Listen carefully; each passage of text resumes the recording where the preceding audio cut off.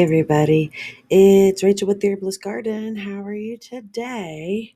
So, this is the third time that I've tried to video this. Um, First time I forgot to put my microphone up at all. The second time, I had it on mute the whole time.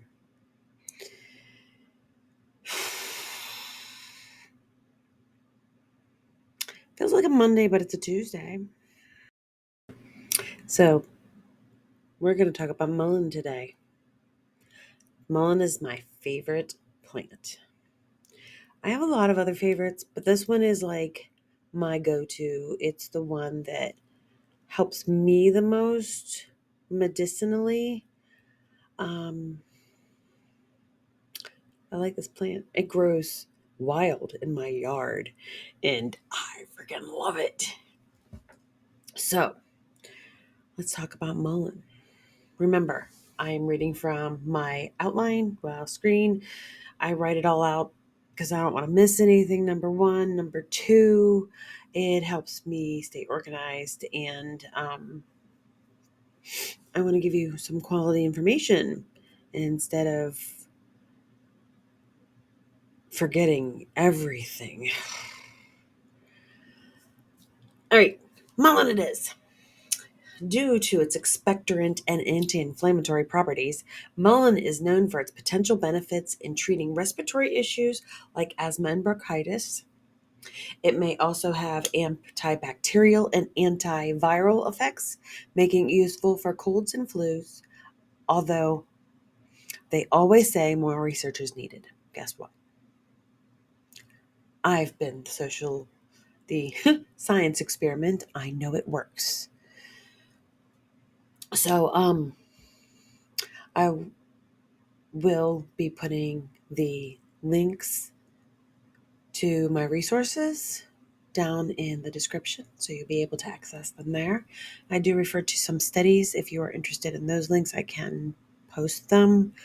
I will have some recipes. If you're interested, I can post them. So, the history of mullein. It has a lengthy medicinal history, for being a therapeutic astringent and emollient. Since ancient times, grape mullein has been used to remedy skin, throat, and breathing problems. The ancient Greek physician, pharmacologist, and botanist Dioscorides,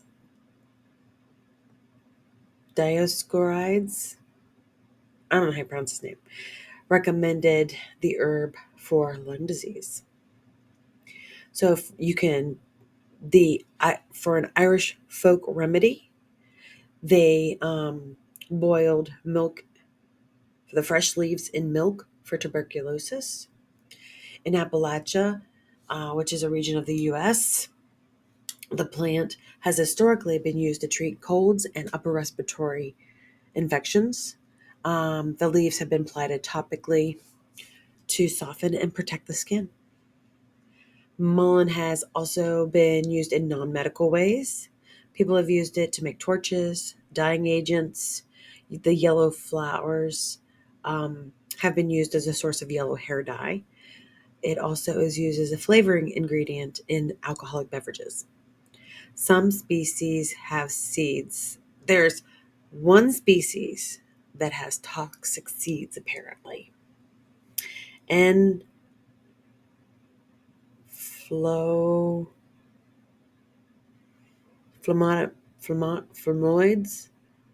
Enflamoids. Never heard of it.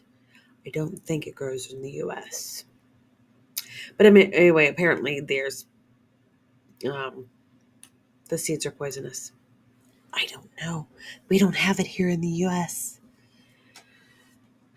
So, mullein is a general name for Verbascum thapsus. For thousands of years, the leaves of the plant have been used for herbal medicine, and certain parts of the plants are still used today. Duh. Commonly found in the United States, as well as areas of Europe and Asia, the herb is safe for internal use of medicinal quantities. So, in other words, you can take medicinal quantities and it not bother you. um, so, Verbascum thapsus is more commonly known as mullein, as a member of the snapdragon family, and is considered a weed by some and a godsend by others. Mullein grows, as we said, in the United States, Europe, Asia, North Africa. Native Americans and colonists used it for various medicinal purposes, from helping with coughs and breathing to healing wounds. So, common mullein it can grow up to 7 feet tall. It totally does, 100%. Features a single stem with large, thick, velvety leaves, yellow, pale yellow flowers that are slightly irregular. So, yeah, this is a very tall plant. It gets taller than me by far. I'm only 5'4". So, when it grows in my yard, it's very easy to recognize. And even on the side of the road, although I would not recommend harvesting from the side of the road, maybe back in further on a field, that's fine. I would say, 5 to 10 feet? Um, Let me know if you have a specific um, measurement for how far off the road. So, excuse me. Other names for mullein include Aaron's rod, Adam's flannel, American mullein, orange mullein, rag paper, because it can be used for toilet paper, common mullein, which we know, candlewick plant, velvet plant, blanket leaf, Jacob's staff, and old man's flannel. That one's a fun one. It contains numerous compounds, active ingredients, including flavonoids, saponins, and both of those are anti-inflammatory, antioxidant, and antihypertensive. So we also have tannins, terpenoids, glycosides, carbohydrates, proteins, fats, oils, minerals, um, phenylpropanoid glycosides, and iridoids, and there was another one I didn't write up here. We'll talk about that in a minute, though. So it also the anti-inflammatory properties, the iridoid glycosides, and the flavonoid contents. Those are like lutein, camphorol, verbascoside, apigenin, and quercetin. So, rapid fire, some of the things that they do that we're not going to overly talk about. I lied. We're going to talk about everything. Anti-inflammatory, anti-cancer, anti-hypertensive, antiseptic, antimicrobial, astringent, diuretic, pain relieving, emollient, expectorant, spasmolytic, and wound healing. And there's more. Plant compounds in mullein have been known to be antitussive and an expectorant. So antitussive means it is a cough suppressant and the expectorant, and they can work in tandem. So it will suppress your cough, but the expectorant thins out the mucus, and so basically when you do cough, it'll make it more productive because you need to cough that stuff out, but you don't need to cough to the point where you're throwing up, breaking ribs, hurting yourself. So, yes, we do need to cough the stuff out, but we don't need to be hurting in the process. Mullein also contains an ursolic acid, which researchers have found to be useful in treating that wonderful pandemic virus. Mm-hmm. Yeah, natural ways. There's also ways otherwise. And there is foreseeably a way to detox from the jab if you're interested. Yeah. Anyways, so before antibiotics were even a thing, it was Mullein that was used. Um, and it was typically used for like pneumonia, tuberculosis, and whooping cough. Um, it still can be used, and it still is used, can often for allergies, sore throats, and tonsillitis. So before Rockefeller decided to make money off of you,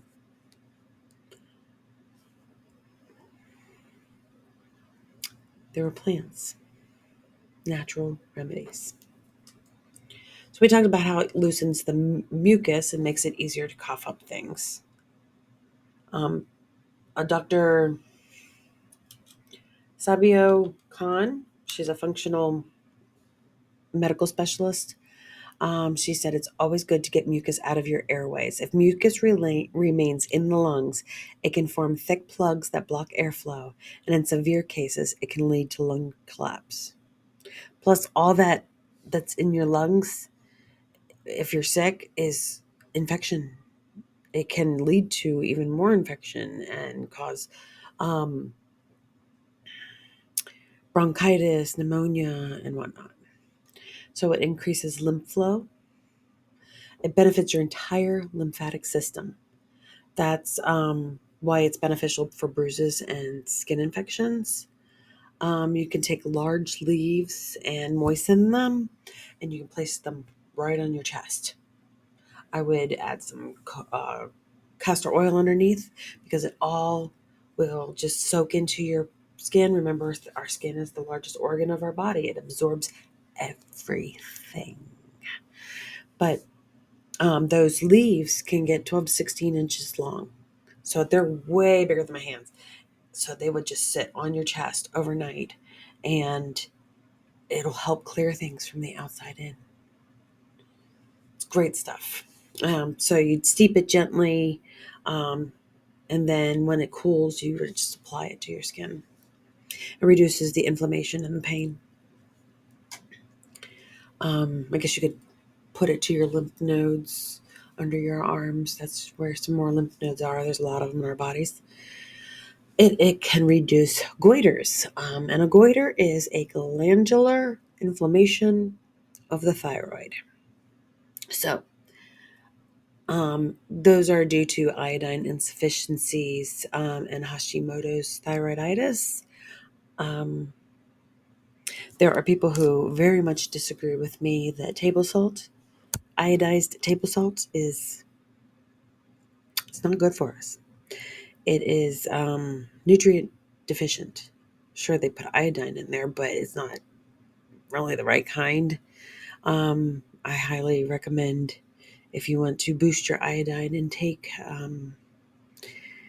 If you have potential thyroid issues, the Lugol's, J Crow's Lugol's, 5%. I believe it's 5%, and like a couple drops of it occasionally does the body good. My daughter takes it when she wants to like lessen the heaviness of her period, and it does. It literally like lessens how strong it is and how long it is. It just kind of like, I don't know, it works. It's always worked. I used to use it way back when. My oldest uses it. Now my youngest uses it. It's good stuff. Um, it soothes skin, cold sores, hemorrhoids. You basically like, I guess you could use the actual plant itself, like the actual physical dried leaf or fresh leaf, put it on the area, or you could steep it into a tea and then put the tea on. There's lots of ways: ointments, salves, creams, all of that stuff. There's a lot of ways that you could utilize it on skin irritations. We've talked about how it calms inflammation. Um, it like moistens the inside of your respiratory tract that keeps you from hacking up a lung, basically, is how that's put. Um, relieves pain and irritation on skin wounds. We just talked about that. It has antioxidants, vitamin C, and flavonoids. Uh, and antioxidants, as we know, helps us protect our cells against free radicals, and free radicals are the unstable molecules that damage our cells. Research shows that mullein stem extract combined with alcohol of 85% of is combined with alcohol is 85% effective at protecting cells from damage, as mullein has antioxidant properties. It boosts your body's natural defenses. So it has antiseptic qualities, and it prevents the growth of disease-causing germs. So one study found that it was effective in fighting pneumonia, staph infections, and E. coli. Because it's antiviral, it also slows the influenza virus, and basically it helps you beat the infection faster if you've got cold or flu. So it also helps with bursitis, ear infections. You can use it as a disinfectant, respiratory health, chest infections, wound healing, hair care. I'll put it in my shampoo. We talked about inflammation, heart health, hoarseness, cough and cold, asthma, bronchitis, urinary tract infections, and stomach upset. So it will help with like constipation or diarrhea, either way. So a test tube study looked at the antimicrobial properties of mullein extract in fighting common microbes found in UTIs. The researchers found that the herb extract has potent antiviral activity against various microbes, including E. coli, Klebsiella,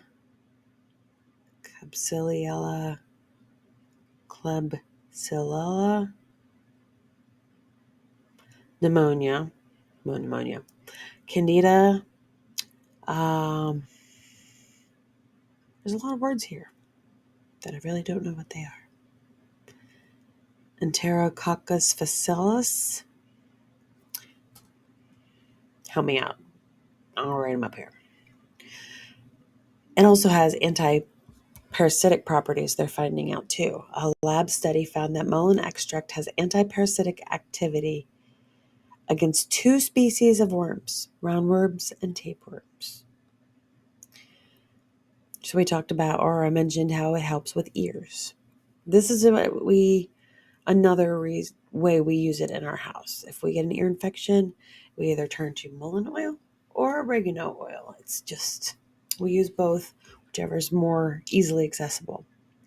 Mullein is traditional treatment for earaches due to its analgesic properties. So it actually takes away some of the pain of it while it's working. Mullein extracts are included in eardrop formulations to treat ear infections. You just make mullein oil, and it treats the ear infection. 2 drops in the infected ear.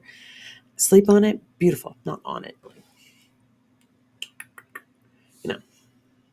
The mullein flowers may be infused in olive oil and used as eardrops to treat the infection as well.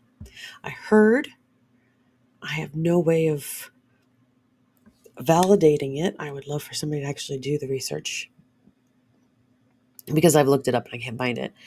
But I have heard that the mullein flowers are actually more potent than the leaves and everything else. And that would come from the fact that they are actually really difficult to harvest. So when the stalk forms and it buds and then the flowers bloom, they don't all bloom at once, okay? They bloom like 2 today, 3 tomorrow, 2 the next day. Oh, gee, the birds ate some. Oh, gee, a bug ate some. So, I mean, you're maybe going to get 20 off one plant. And you're probably going to need hundreds in order to make an oil. So, like, unless you find a huge field of them, and when they're blooming their flowers and go out for days in a row, you're not going to have enough mullein flowers to do very much. So I think that's why people are saying that they're more potent, or maybe it's just because they're harder to get. I don't know. I have to figure this out, because guess what? I'm collecting them. I'm drying them. I will make an oil out of them. So it helps with burn and wound healing. You can make a poultice out of the leaves and the seeds, and it can help draw out splinters as well. Um, there's a human trial for mullein that investigated the herb's use for episiotomy wounds. In the study, new mothers applied a mullein cream preparation on their episiotomy wounds twice a day for 10 days. The mullein cream enhanced the healing of episiotomy wounds. Women, what have we been missing here? So, it also can help with osteoarthritis, um, which is a destruction of the cartilage, and inflammation is what characterizes the condition. Because it's potent, because it is a potent anti-inflammatory, um, and with the antioxidants in it, the camphorol one, it can help reduce cartilage destruction. So that's huge, because that would be also helpful for rheumatoid arthritis as well. In addition to arthritis related inflammation, it will also help with gut inflammation, liver inflammation, swelling due to broken bones, inflammation of skin issues like eczema and psoriasis. So there's tons of ways that you can use this. So not only can you use the the stems, sorry, leaves, roots, flowers, seeds, everything. You can dry it, you can powder it, you can put it in a capsule, make a tea, you can tincture it, oils and formulations of everything. There's so much you can do with mullein, so many ways to use it. Um, you can brew it as a tea. You can extract the essential oils from the leaves or even from the flowers. You can mix crushed leaves into a smoking blend. The leaves and flowers can be made into a tincture. You can crush the seeds and mix them with water to form an anti-inflammatory paste. So the tea is commonly most used for like common cold, asthma, COPD, and bronchitis.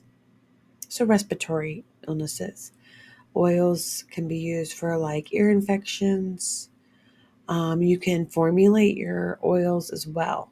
Um, you can mix it with, say, garlic and St. John's wort, and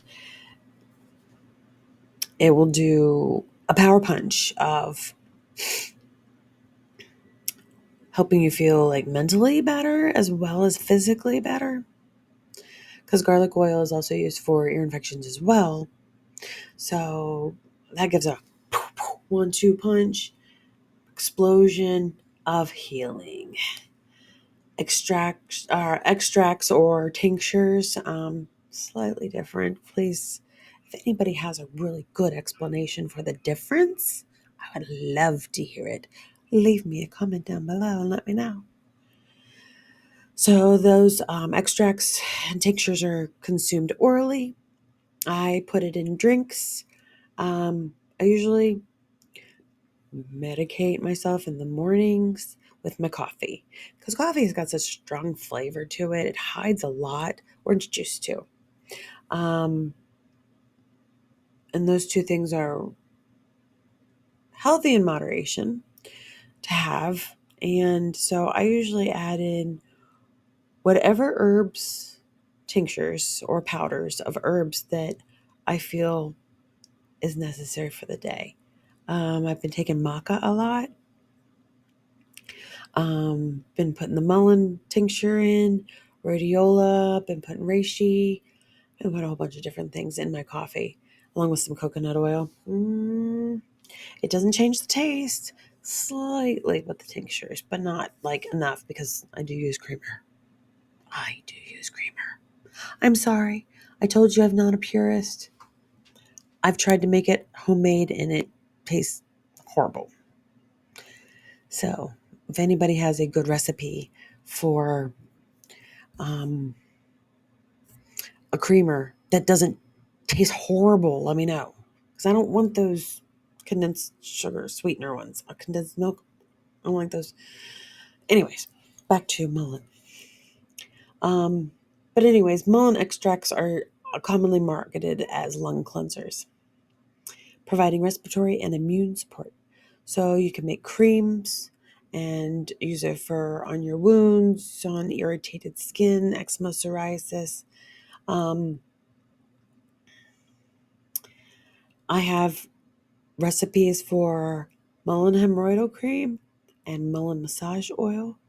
I have instructions on how to make a hot oil extraction or a cold oil extraction.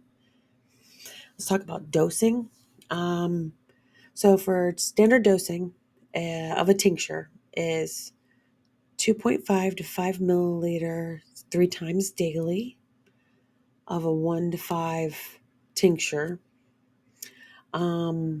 Infusion, it's basically you're making tea. If you don't know how to make tea, let me know. Cup of boiling water to 2 teaspoons of mullein leaves or flowers or any part of the if you powder it, it can be any part of it. You can take up to 8 grams of dried herb daily. 4 to 8 grams daily of mullein. Dr. Khan, said the Sobia Khan, she's the functional medicine specialist, MD. She states, to this date, there are no reports of negative reactions or toxic side effects of mullein. As always, be careful if you are taking pharmaceuticals. There's a little bit more to it, but not much. I know from multiple ends of experimentation with multiple people, mullein has never hurt a soul that I know. If you're allergic to snapdragons, you're allergic to mullein. Sorry. Can't help it. But if you're not, which majority of the world is not, I think there's like a 0.5 percentage of people who might be allergic to it. Anyway, you're good. You're golden. Mullein is fantastic. I am so thankful you guys were here to learn with me today. Let me know if you have any suggestions on what herb we would like to learn about next. I would love to hear from you. Love to get your likes and subscribes. Thank you so much for coming. Have a wonderful day. Thank you.